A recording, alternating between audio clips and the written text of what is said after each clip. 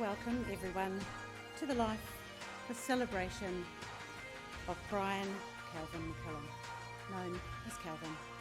My name is Carmen Stewart and it's my privilege to be here today to celebrate his life. For those of you who are here today, the family thank you for your attendance. For those of you who have joined from far away, welcome to you also.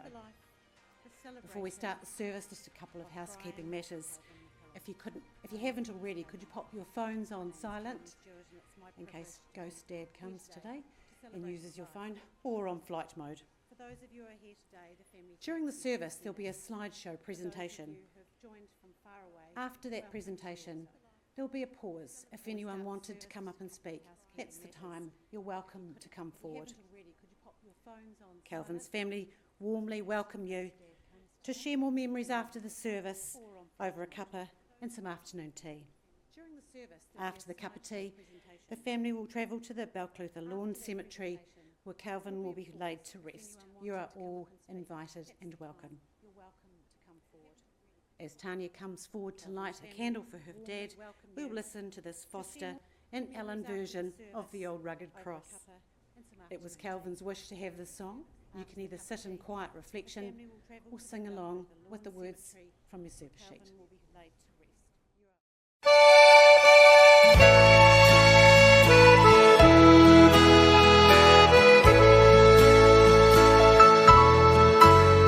On a hill far away stood an old rugged cross, the emblem of suffering and shame.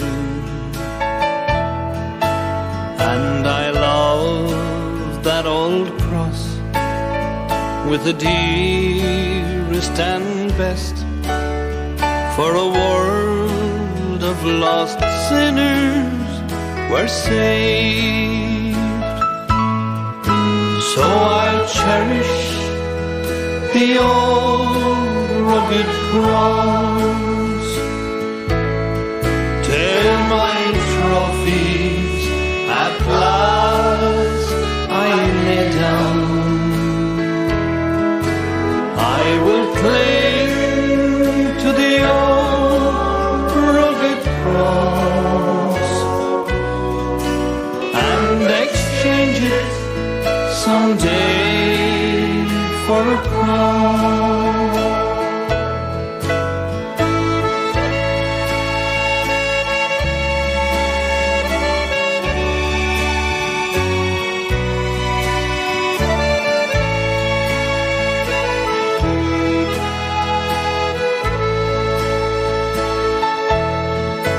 On that old rugged cross, stained with blood so divine, a wondrous beauty I see. It was on that old cross Jesus suffered and died. He pardoned and sanctified me. So I'll cherish the old rugged cross till my trophies at last I lay down. I will cling to the old rugged cross and exchange it someday for a crown. I will cling to the old rugged cross and exchange it someday for a crown.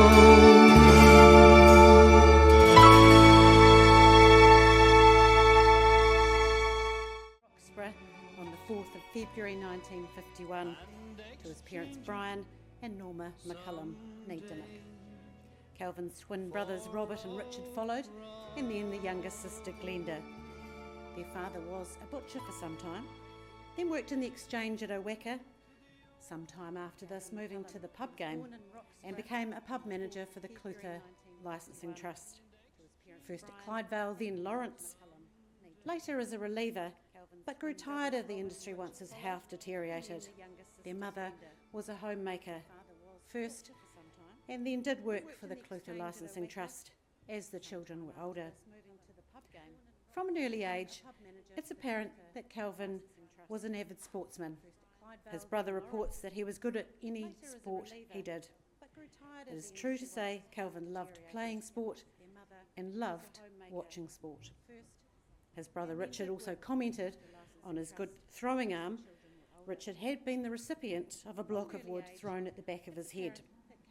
Apparently, Calvin took a disliking to be told off for messing up Richard's roads and trucks and small cars that he was playing on, and thus a high-velocity piece of wood to the back of his head. Their father saw what happened, and bad luck for Calvin, as he happened to be out gardening at the time, have a rake in his hand, and Calvin received a whack with the handle of said rake to his backside. Richard was whisked off to the doctor several stitches later. I'm told that Calvin played cricket, rugby, golf, darts, playing rugby as a youngster for the Oweka Rugby Club. Calvin's sport skill did not extend to mechanical knowledge or care for his cars, I'm told.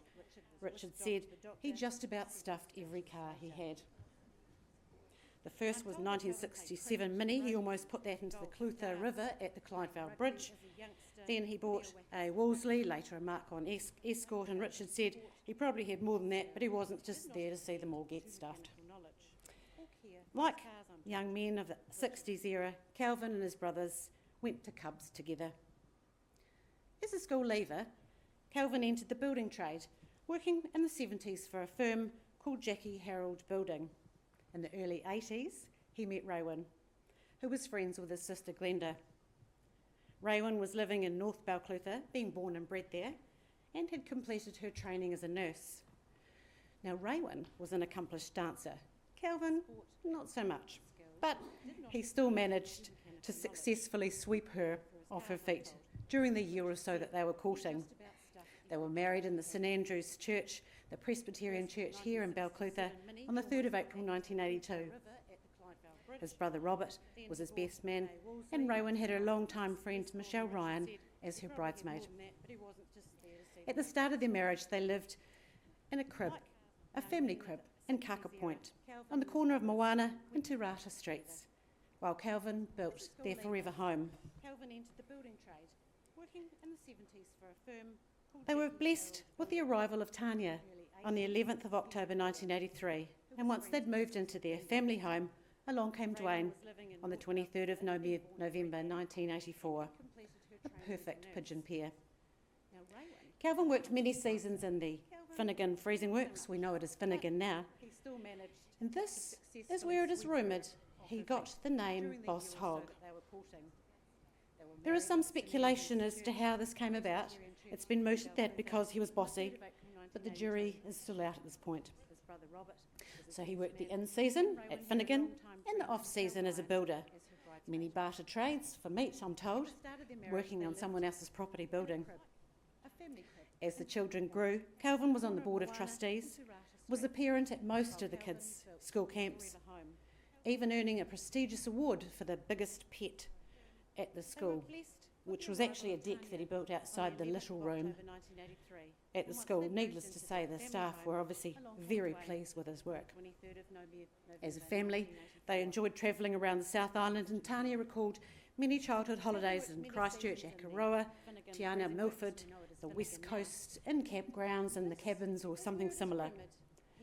There was a trip of two to QE2 Fun Park, Arana Park, the maze at Wanaka, and always family games of mini golf, which Calvin loved. Such a lovely way Calvin and Raewyn had of showing the South Island to the children.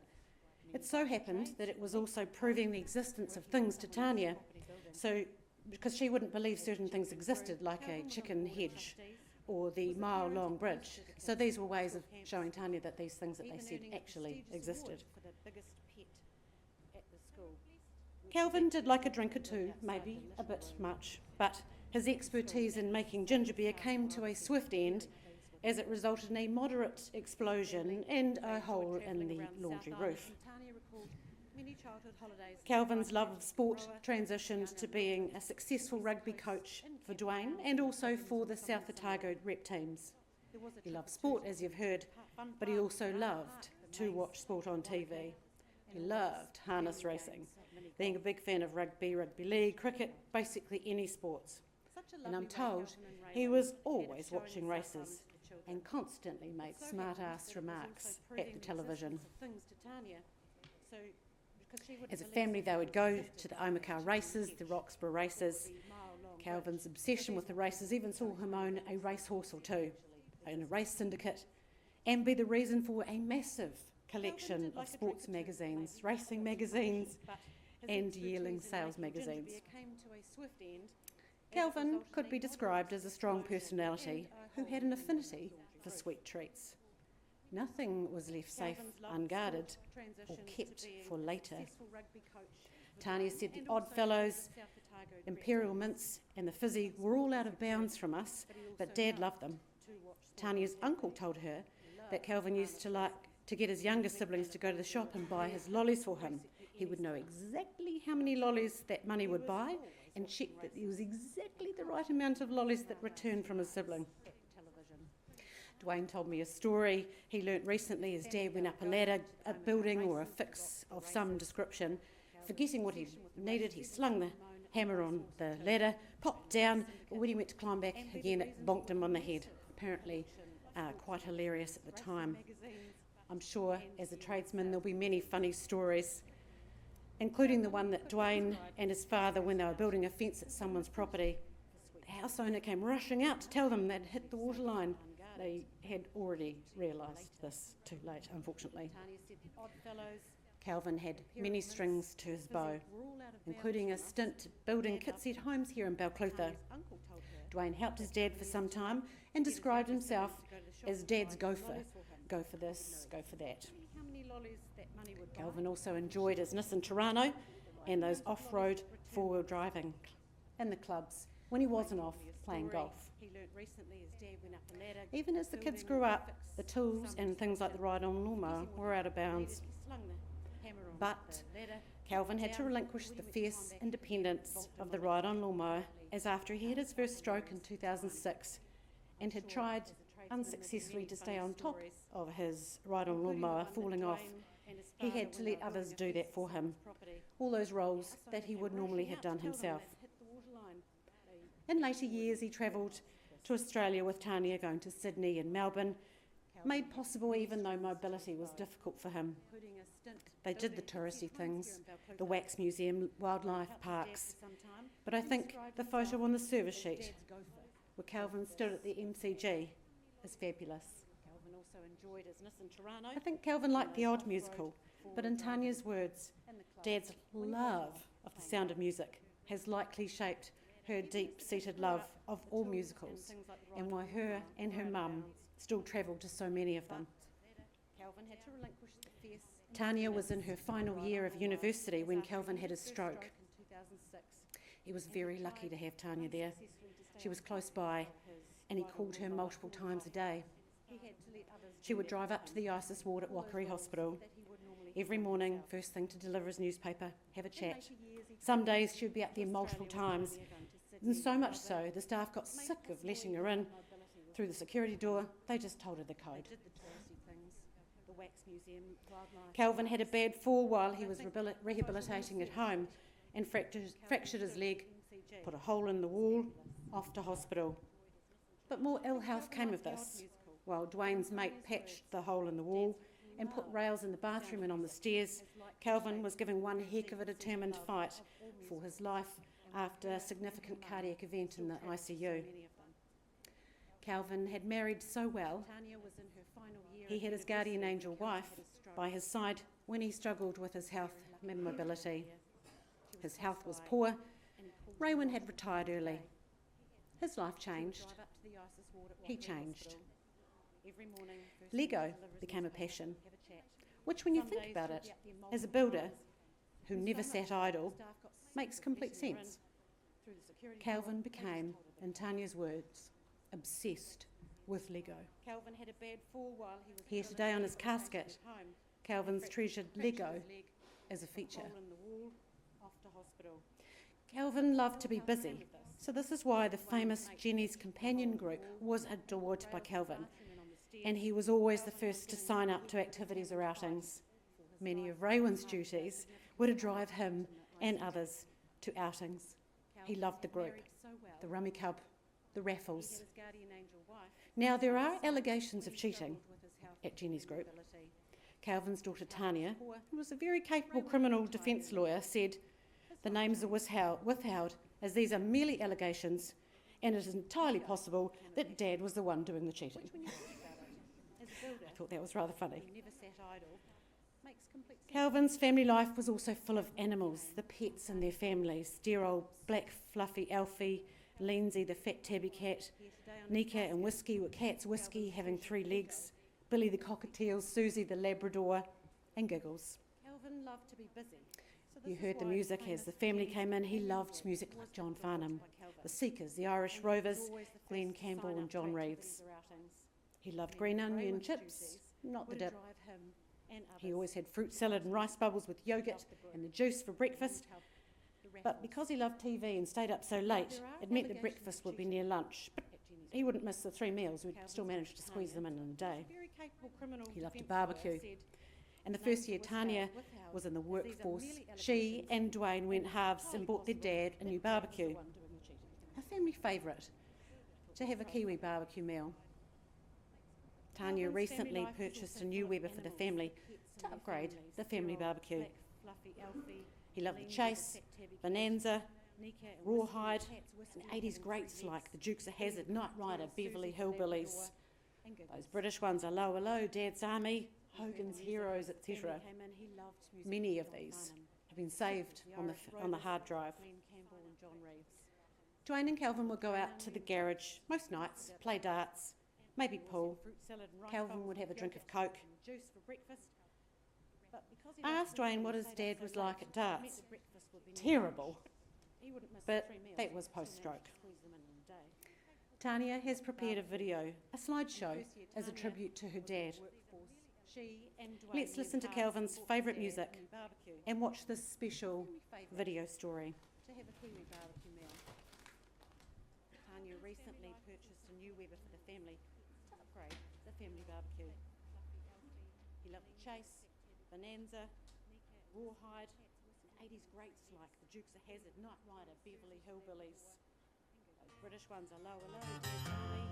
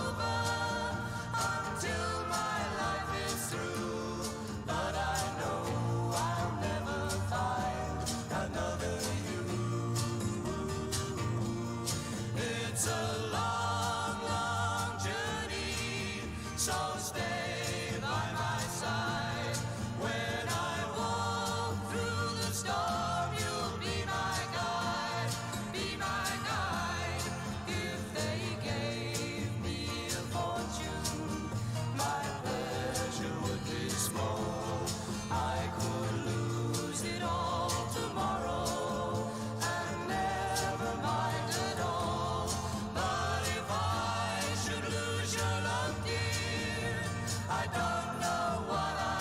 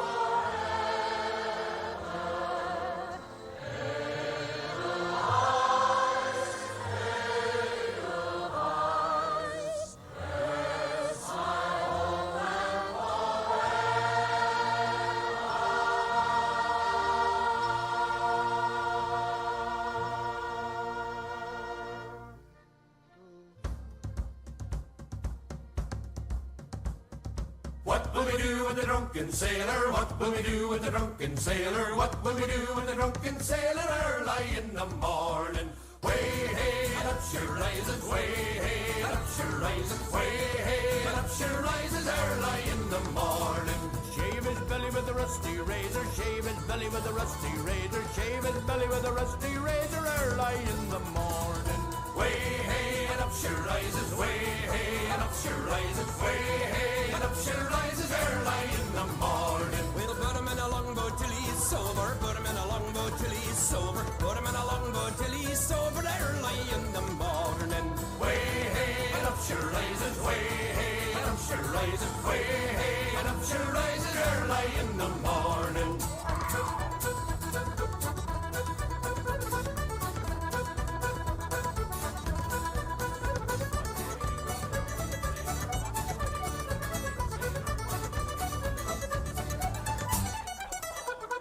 Stick him in the scupper with a hosepipe on him. Stick him in the scupper with a hosepipe on him. Stick him in the scupper with a hosepipe on him early in the morning.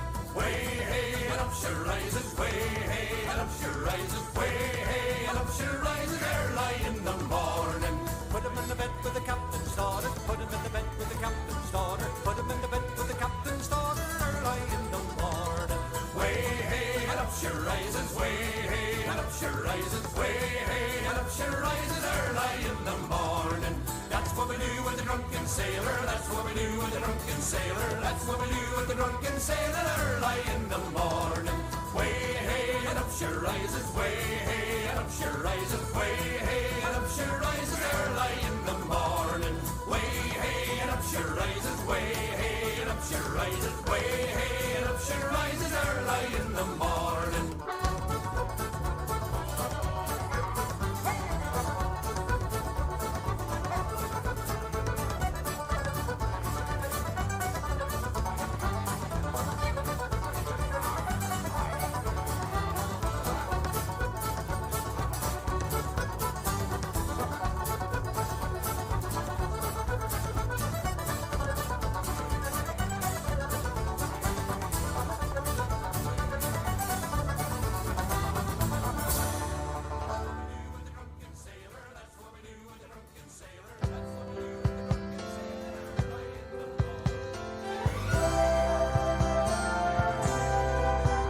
I've been walking these streets so long, singing the same old song. I know every crack in these dirty sidewalks of Broadway, where hustle's the name of the game, and nice guys get washed away like the snow and the rain. There's been a load of compromising on the road to my horizon, but I'm gonna be where the lights are shining on me, like a rhinestone cowboy, riding out on a horse in a star-spangled rodeo. Like a rhinestone cowboy, getting cards and letters from people I don't even know, and offers coming over the phone.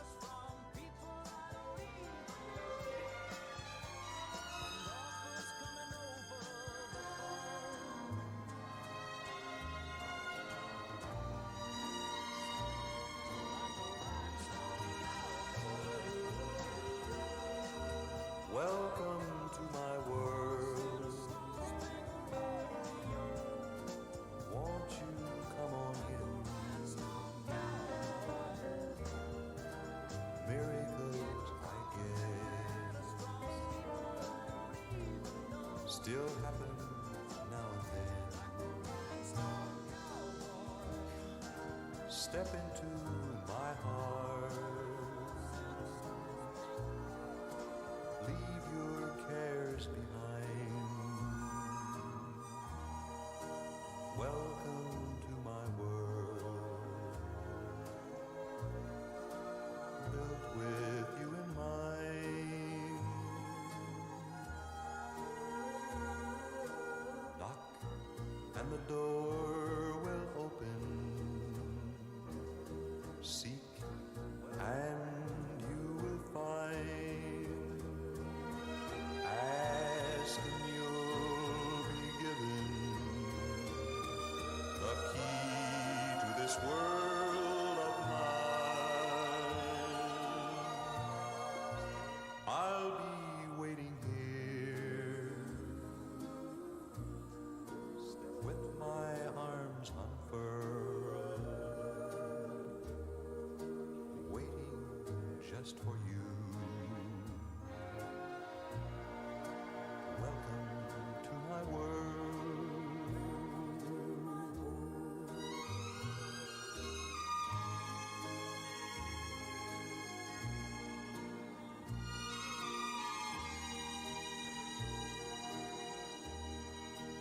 Waiting just for you.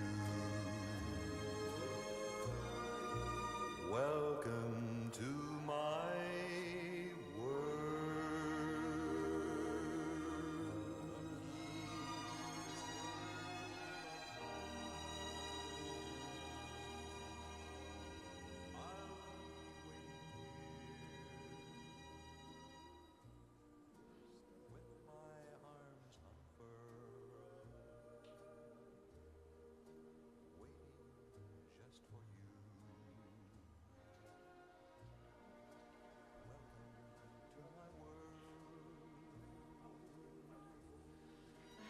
I wasn't going to speak, but I feel like I regret it if I don't. That was going to be my tribute to Dad, the slideshow that I put together. I didn't write anything down because I didn't really know what I was going to say, because Dad, I suppose, was a very different person in the last 18 years. Probably very lucky that Mum and Dwayne were at home to look after him, otherwise he probably would have been in care 18 years ago. So there's kind of two stages to Dad. So when I was younger and like at high school, could go out drinking and there was always a sober driver. He hasn't drunk in my living memory. So there was always a sober driver. I remember one New Year's, one of my friends, who I'll remain nameless, got ridiculously drunk, and Kirsty and I were trying to get her home, couldn't. So I knew Dad would be there. We went and got him. He then basically, hauled her into the car. And then when we got home, she rolled under the car. We had to haul him back out again. So we always had a sober driver when we were younger. There was someone around who could, get us places and do things.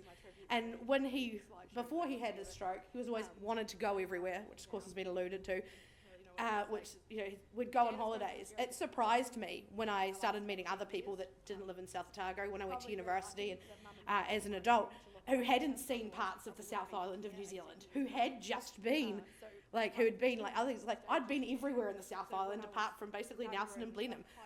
Dad took us everywhere as kids. We always went on holidays. That I was always envious of those people who went overseas but didn't realise that so many people actually want to see New Zealand, and I'd seen so much of it thanks to Dad. And I suppose the musical thing, he taped The Sound of Music for me when I was a kid, and every time it was on TV he would still watch it.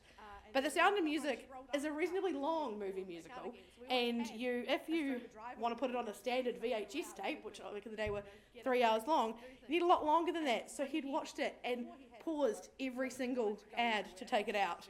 And of course, I'm obsessed with musicals, and that's probably where it came from. And the tattoo I have that represents my dad, one is his favourite flower, which is in my feet, which is the tulip, is on my foot for him. The other one is I have the words, "How do you keep a wave upon the sand?" Which at the time I thought I was getting because we lived at the beach and it would connect to The Sound of Music, but it seems like since this has happened, it's like just constant waves of the next emotion as to what's going to happen. The only time I cry is when I walk into this building. So it's like I said, it's been very different. In the more recent time, I was known by Dad as the jailer. Mum and Dwayne, I suppose, to a degree, where they were always there, and they just let him do whatever. They would get sick of trying to get him to do things, and he wouldn't listen. And then I would come, and I would be left to tell him off, or get him to do something, or make him do things. And that's how I got the nickname the Jailer. Every time I walked in the door, he'd be like, "The Jailer's home." And I'm like, great, because it was always on me, because Mum and Dwayne were always there. They just, there's only so much that they could do for him. I suppose he was lucky that they were, and I suppose we were lucky that they could. Otherwise, he would have been in care. He'd briefly been in care a couple of times, but he hated it. He always wanted out. He always wanted to come home. He hated being in the rehab places. That's why I had to go up there all the time when I was a student. Absolutely hated it there. He always wanted to be out and about and active and doing something, which I suppose comes from before his stroke. He was never home. He was always away. He was playing cricket, or cricket, watching cricket. He was playing golf. He was playing darts. He was playing lawn bowls. We forgot to include. He was always out doing something. And after he had a stroke, he always wanted to go, no matter how hard it was for him to go anywhere.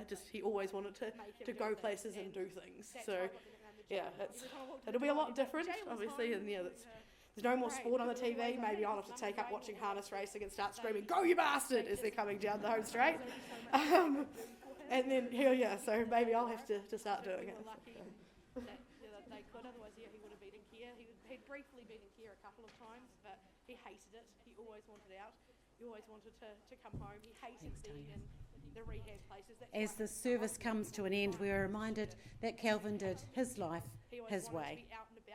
Those of you around him accepted him, supported him, laughed at him, maybe with him, and lived life learning along the way. Calvin's last week or so were much quieter. He must not have been feeling well, as he didn't even go to his beloved Jenny's group. Calvin died at his home, the family home that he built, on the 22nd of June 2024. In the words borrowed from Hunter S. Thompson, life should not be a journey to the grave with the intention of arriving safely in a pretty and well-preserved body, but rather to skid in sideways, broadside in a cloud of smoke, thoroughly used up, totally worn out, and loudly proclaiming, "What a ride." Could you all please stand? Those of you around him accepted him, supported him, laughed at him, maybe with him, and lived life learning along the way. Calvin's last week. Let us remember Calvin not only for his quirks or the life he lived, but for the care he had for each of you, in his own way, Calvin's way. We are standing here also in a promise to be there for Raywin, Tanya and Dwayne. Be there with our love and care as they navigate the journey ahead, to offer them strength and kindness in the days beyond. Broadside in a cloud of smoke, thoroughly used up, totally worn out, loudly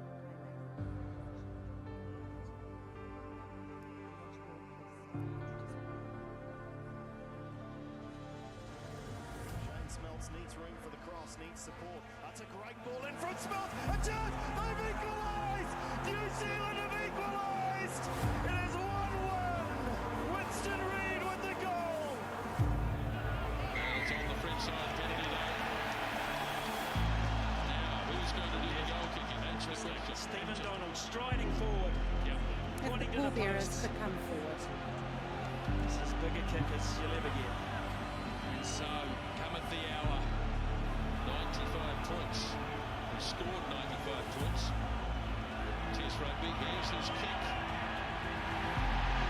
And he's nailed it. And the All Blacks are the world champions for the second time. Go Kiwi! Here they go, and it's Joe Sullivan and Nathan Cohen. Nathan only fourth with Rob Waddell, and they're in goal. Now they need to drive on here within the last 50 metres of this race.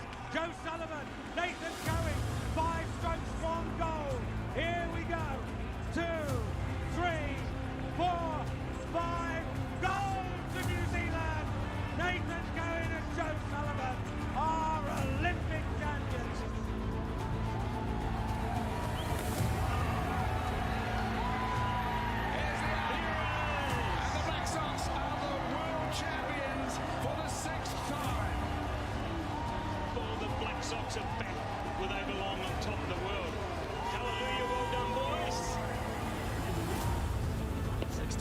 106 and Brendan McCullum is on 298.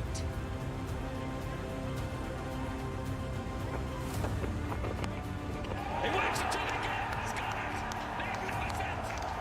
New Zealand have a superstar, a little cricketing master, and he can now stand tall alongside the game's greats. Here we go. Dale Steyn. Elliott on strike. Elliott hits it up in the grandstand, and New Zealand are in the World Cup final. Grant Elliott, Superman. The New Zealander, McCartney from Auckland.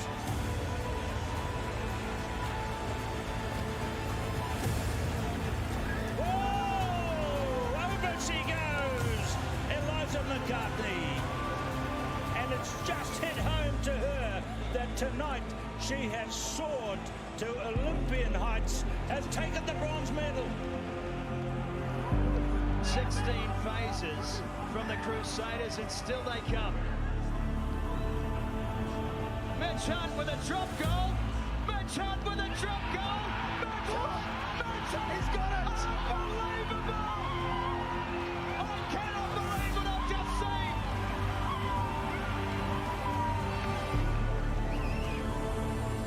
Here's the chance to win it. Leads the keeper. Lead the scorer. Puts New Zealand into the semi-finals. What a story! What a story! Can you believe it? It's all over! New Zealand have won the World Cup! New Zealand netball stand tall! Well, it's been 16 years since the joy in Jamaica, and now the Silver Ferns feel the love in Liverpool.